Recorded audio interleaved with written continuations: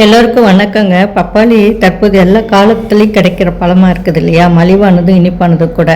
எல்லோரும் அஞ்சத்தான் சத்துக்கள் மிகுந்ததுன்னு சொல்லிட்டு அதை என்னென்ன சத்து இருக்குது அப்படின்னு தெரிஞ்சுக்கிட்டா மருத்துவ குணங்கள்லாம் என்னென்னு பார்த்துக்கலாம். யார் யார் சாப்பிடக்கூடாதுன்னு தெரிஞ்சுக்கிட்டோம்னா எல்லாருக்குமே பயனுள்ளதாக இருக்கும் இல்லையா? படித்ததில் எல்லோரும் தெரிஞ்சுக்கணும்னு பகிர்றது தாங்க உங்களுக்கு பயனுள்ளதாக இருக்கும். பாருங்கள், என்னென்னா பல் சம்பந்தமான குறைபாட்டுக்கு சிறுநீர் பையில் உண்டாகும் கல்லை கரைக்கிறது, அப்புறம் பப்பாளி சாப்பிட்டாலே போதுங்க. மேலும் நரம்புகள் பலமடைகிறதுக்கும் ஆண்மை தன்மை இல்லைன்னு சொல்கிறாங்கல்ல அவங்களுக்கும் இது பயனுள்ளதாக இருக்குங்க. ரத்த விருத்தி உண்டாகிறதுக்கு, ஞாபக சக்தி உண்டு பண்ணவும் பப்பாளி அடிக்கடி சாப்பிட்றது நல்லதுங்க. அதே போல் பப்பாளி பழத்தை அடிக்கடி சாப்பிட்டு வந்தோன்னா எந்த நோயும் நம்மளுக்கு நேரிடாதுன்னு சொல்கிறாங்க. தொற்று நோய் பரவுனா கூட அது பப்பாளி அதிகமாக சாப்பிட்றாங்க இல்லையா அவங்களுக்கு தாக்காதுன்னு சொல்கிறாங்க. இயற்கையாகவே விஷக்கிருமிகளை கொல்லும் சக்தி பப்பாளி பழத்தில் இருக்குது. அது ஃபைட் பண்ணி இதாகிடும்னு சொல்கிறாங்க. சரிங்களா? என்னென்ன மருத்துவ குணங்கள்னு பார்த்தோம்னா, ஃபஸ்ட்டு பார்த்திங்கன்னா பப்பாளி பழத்தை அடிக்கடி குழந்தைங்களுக்கு கொடுத்துட்டு வந்தீங்கன்னா வச்சுக்கோங்களேன், உடல் வளர்ச்சி அதிகமாக இருக்குங்க. அடுத்தது எலும்பு வளர்ச்சி, பல் உறுதி இதெல்லாம் ஏற்படும். பப்பாளி காயை கூட்டாக கூட செஞ்சு கொடுக்கலாம். குண்டான உடம்பு படிப்படியாக மெலிவடையுங்க. என்னென்னா பப்பாளி காயை போட்டு கூட்டு மாதிரி செஞ்சு சாப்பிட்றவங்களுக்கு உடல் இளைக்கணும்னு இருக்காங்க இல்லையா அவங்களுக்கு ரொம்ப யூஸ்ஃபுல்லாக இருக்கும்.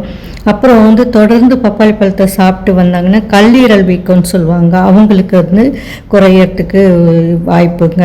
அப்புறம் தேனில் தோய்த்து சாப்பிட்டு வரவங்களுக்கு நரம்பு தளர்ச்சி குறையுங்க.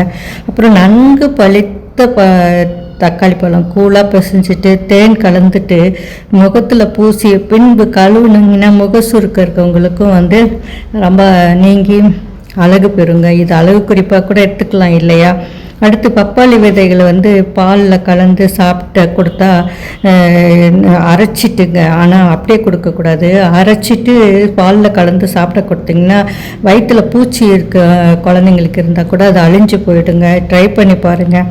அப்புறம் பப்பாளி காயை காயின் பால் இருக்கு இல்லையா அது வாய் புண்கள் மேலே பூசி வந்தால் புண்கள் ஆறும்னு சொல்கிறாங்கங்க.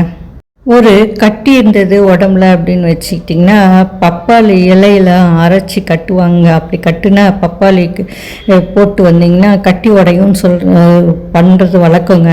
இல்லை பப்பாளி விதைகளை அரைச்சி தேல் கொட்டி இடத்துல பூசுவாங்கங்க, வலி விஷம்லாம் இறங்கும்னு சொல்லிட்டு அதை நான் இதில் செய்வாங்க. அது வேணுங்கிறவங்க மட்டும் பயன்படுத்திக்கோங்க. பப்பாளி காய் குழம்ப குழந்தை பிறந்தவங்களுக்கு சேர்த்து செஞ்சு தருவாங்க உணவில். அது மாதிரி செய்யும்போது பால் சுரக்கிறது ஜாஸ்தியாகும்னு சொல்லிட்டு அந்த மாதிரி செய்வாங்க. சரிங்களா? அது மாதிரி வைட்டமின் சி அதிகமாக இருக்குதுங்க. அதனால தான் உங்களுக்கு சளி பிடிக்கிறதெல்லாம் கம்மியாக இருக்குது. உடம்பு எதிர்ப்பு சக்தி இருக்குது. அப்புறம் பழுக்காத பப்பாளி துண்டு இருக்கு இல்லையா அந்த சாறு அருந்தினா நான் சொன்னேன் இல்லைங்களா முதல்லையே குடலில் இருக்க பூச்சி புழுவு வட்ட புழுக்கள் அப்புறம் இதெல்லாம் குழந்தைங்களுடைய ஆரோக்கியத்தை கெடுத்துரும் இல்லையா அதெல்லாம் குறைஞ்சி போயிடும். அடி வயிற்று பிரச்சனைகளுக்கு பப்பாளி மிக சிறந்த மருந்தாக இருக்குங்க. அடுத்து வயிற்றில் பொறுமானம் இருக்கும், அப்புறம் செரிமானம் இல்லாமல் இருக்கும் இல்லையா அமிலத்தொல்லை இதெல்லாம் மலச்சிக்கல் இதுக்கெல்லாம் பப்பாளி சாப்பிட்டா ரொம்ப நல்லதுங்க. அடுத்தது முகப்பொரு இருக்குது இல்லையா அவங்க பப்பாளி காய் நறுக்கிட்டு அதில் மென்மையாக முகத்தில் தேய்ச்சாங்கன்னா கூட நல்ல பயன் கிடைக்குங்க. சரிங்களா? பப்பாளி பழத்தை தேனில் குழச்சி கண்டிப்பாக கொடுத்து பாருங்கள், நரம்பு தளர்ச்சியெல்லாம் குணமாகுங்க. சரிங்க? யாரெல்லாம் அதிகமாக சாப்பிடக்கூடாது அப்படின்னு பார்த்தோம்னா தீமையெல்லாம் கொஞ்சம் இருக்குது. அது என்னென்னா பப்பாளி பழத்து கரோட்டின் அதிகமாக இருக்குது. இதை எடுத்துக்கொள்ளும்போது சரும பிரச்சனை கரோட்டினை ஏற்படுத்துங்க. அதனால் கம்மியாக தான் சாப்பிடணும், கரெக்டாக தான் சாப்பிடணும் எல்லாமே.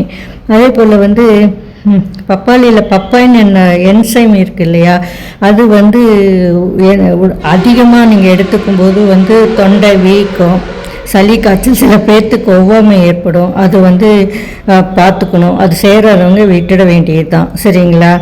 அடுத்து என்னன்னு பார்த்தீங்கன்னா சில பேர்த்துக்கு ஒத்துக்காதனால வயிற்றில் வந்து ஒரு விதமான எரிச்சல், அப்புறம் ஜீரணமாகாத தன்மை இருக்கும். அதனால் இந்த மாதிரி அலர்ஜி இருக்கவங்களாம் விட்டுட்டு மற்றவங்களாம் எடுத்துக்கிறது நல்லதுங்க. வீட்டில் இடம் இருந்தால் ஒரு பப்பாளி மரத்தை வந்து எல்லா வீட்லேயும் வச்சுருப்பாங்க. பார்த்திங்கன்னா தெரியும், முருங்கை மரம், அப்புறம் பப்பாளி மரம் இதெல்லாம் வச்சுருப்பாங்க. இயற்கையாகவே அந்த காலத்துலலாம் இதெல்லாம் எடுத்துக்குவாங்க. அதனால் வந்து இப்போ வந்து இட வசதி இல்லாதவங்களாம் வெளியில் கிடைக்கிற பப்பாளி பழத்தையாச்சும் வாங்கி சாப்பிட்டு நம்ம உடல் ஆரோக்கியத்தை பாதுகாத்துக்கணுங்க.